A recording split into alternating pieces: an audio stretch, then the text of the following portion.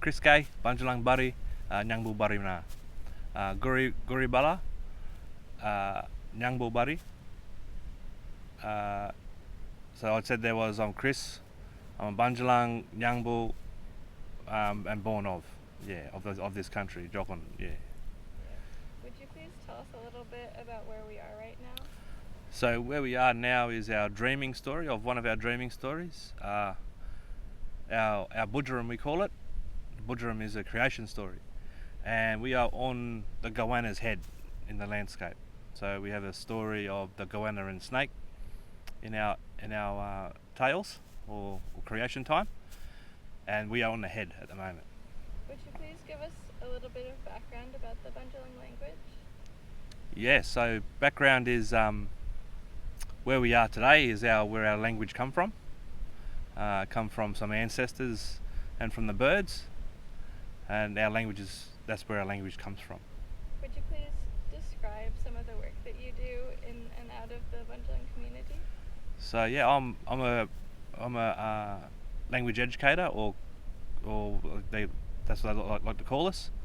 But the language is much more than just a language. It's been out on country with ourselves today on this special country. The work I do is I work in preschools, schools, and community, and do language workshops and capacity building for our people to practice and reclaim our language into the household and educate the broader community on our Bundjalung language.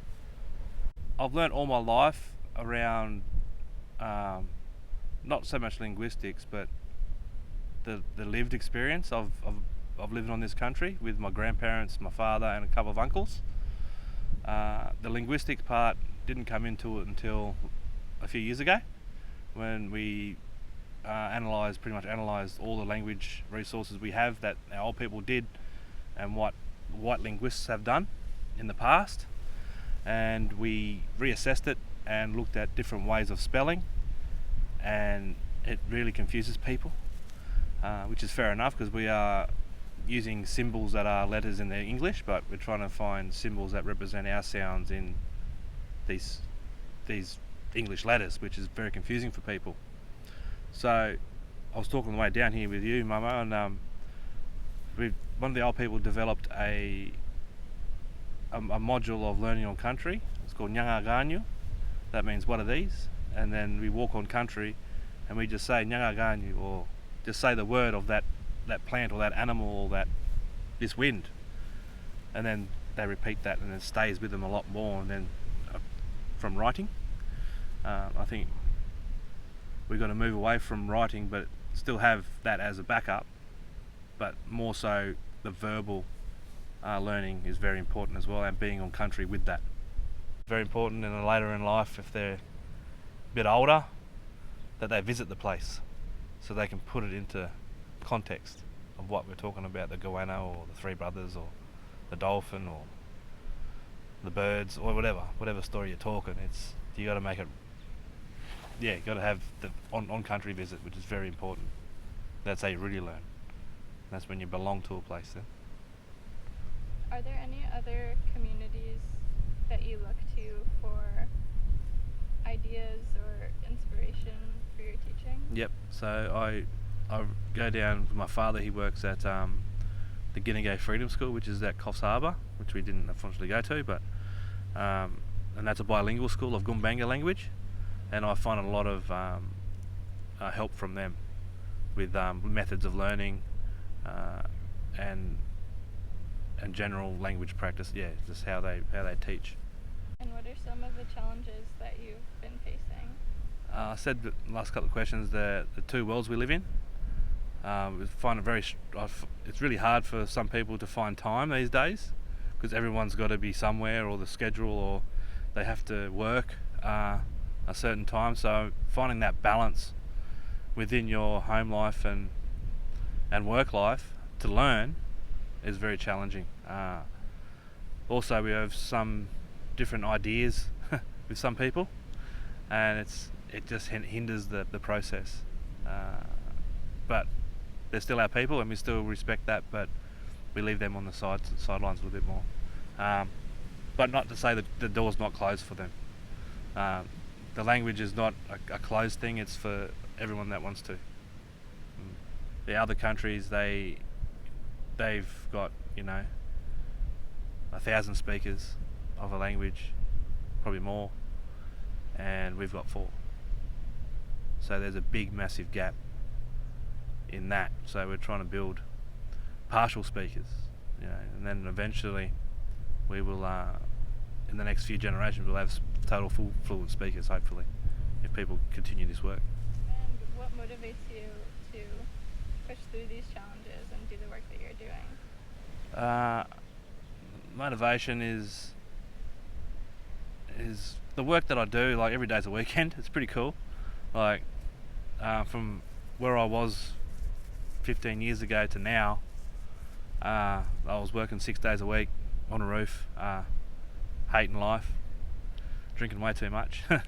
But then, I found that I was really good at listening and learning, and then I adapted that into my work, and I started working with languages about 2017 properly, 18, and then that's where it's kicked off.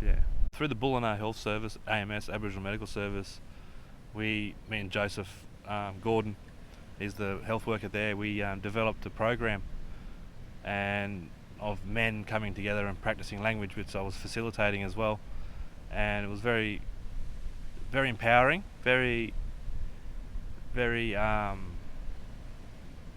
what would you say, like, empowering and great to see men coming together and just speaking language. The development I saw within 4 lessons was just amazing, from zero, very minimal understanding of a language, to actually speaking sentences in 3 or 4 weeks, and that's two sessions a week. So the validity is there of how important that is, and the way I teach is very important, because you got to break it down, and people like that. They've said they've liked that, which is really good. So it keeps me motivated in that way to keep on doing what I'm doing, because people give you, a bit of a praise, which is really great.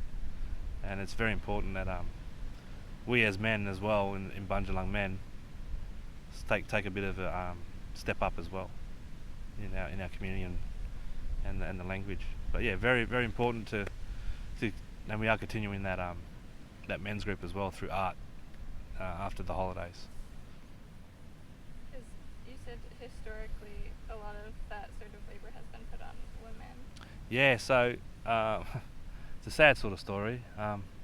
Our men were pretty much ostracised, ridiculed, flogged and killed, and all the responsibilities of the family went to the women,